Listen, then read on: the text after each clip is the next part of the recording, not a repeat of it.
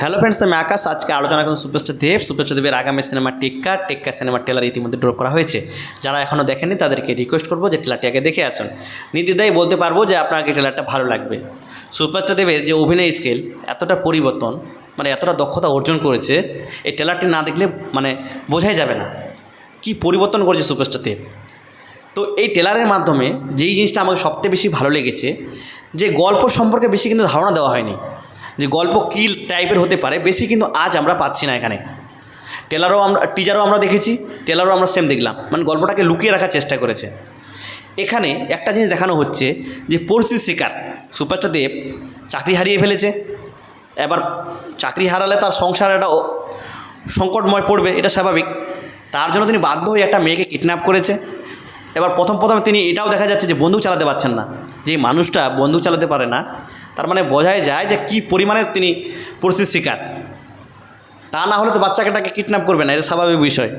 তো এটা এখানে বোঝানো যাচ্ছে। এবং বিজিএমটা যখন বাজছে গায়ে কাটা দিচ্ছে, মানে কী লেভেলের বিজিএম। আর সুজিত মুখার্জি যে সবার মধ্যে যে ট্যালেন্ট বা মেধা রয়েছে সেটা কিন্তু বের করতে পেরেছে, এটা এক কথায় তাকে হ্যাটসঅপ দেওয়া উচিত। মানে তিনি যে দেবদাকে এত সুন্দরভাবে প্রেজেন্ট করতে পেরেছে, এটা দেখবার মতো ছিল।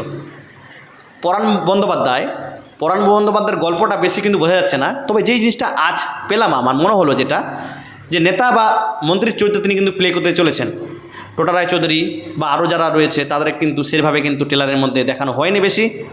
তবে আরেকটা জিনিস এখানে টুইস্ট বা যে জিনিসটা ভালো লাগার বিষয়ে কাজ করছে, যে এটা একটু অন্য মাত্রাটা যোগ করবে গল্পের মাধ্যমে। যে ভাইলেন্স, সুপারস্টার দেব এরকম কিন্তু গালিগালাজ কিন্তু কোনো সিনেমার ট্রেলারে আমি দেখিনি অন্তত। এখানে কিন্তু অনেক গালিগালাজ দিচ্ছে, এটা বোঝা যাচ্ছে। তো এটা একটা অন্য মাত্রা যোগ করছে সুপারস্টার দেবের জন্য। এবং কি স্বস্তিকা ম্যাম এবং দেবদার মধ্যে যেটা লড়াই হবে, এটা কিন্তু বোঝাই যায়। একটা মা বাচ্চার জন্য কী কী করতে পারে সেটাই কিন্তু ইঙ্গিত মিলছে এই ট্রেলারের মাধ্যমে। এবং ট্রেলারের শেষে দেখবেন স্বস্তিকা ম্যাম বলে যে আমার মেয়ের সঙ্গে যা যা হয়েছে আপনার ছেলের সঙ্গে তাই হবে।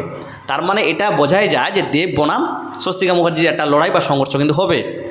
একটা বাচ্চা মেয়ের জন্য, মানে নিজের মেয়ের জন্য তিনি কিন্তু অনেক কিছুই করবে। মানে দেবদার মানে সঙ্গে অনেকটা তার একটা যুদ্ধ বা দ্বন্দ্ব একটা হবেই, কিন্তু এটা বোঝা যায়।